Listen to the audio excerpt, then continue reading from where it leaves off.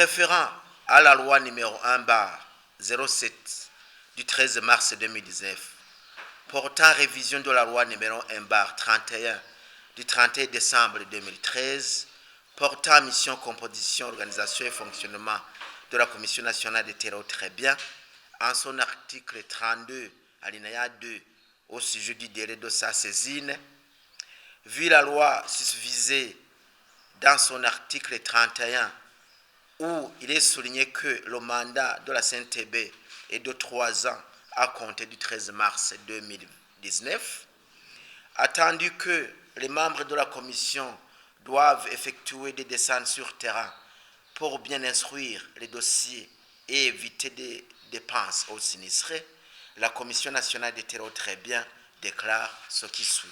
Aucune saisie ne sera pas possible à partir du 13 mars 2021.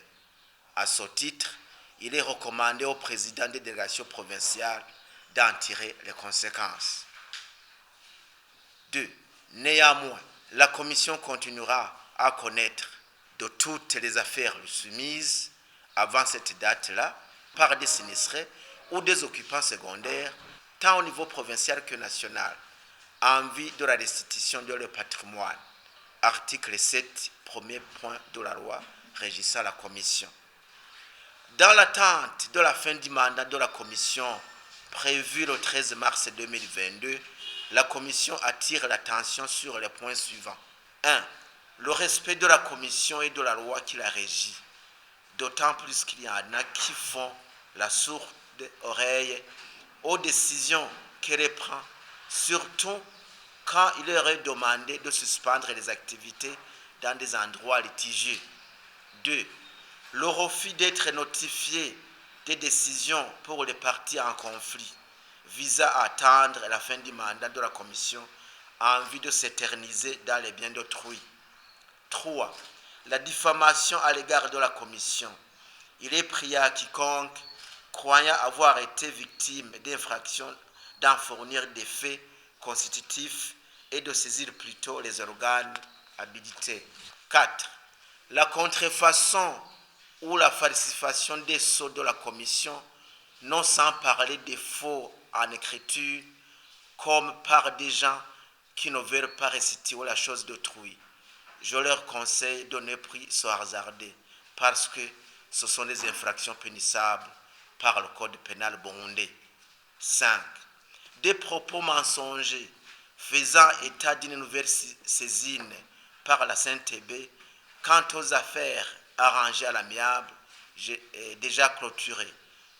Ce qu'il faut savoir, c'est que les erreurs appelées erreurs de forme, c'est-à-dire n'atteignant pas l'affaire au fond, ainsi que les erreurs commises lors des exécutions se corrigent toujours.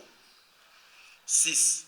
La situation des gens s'étant forgée en prétendu commissionnaire et représentant l'une autre partie au conflit qui, car ils sont déboutés, se mettent à dire du n'importe quoi.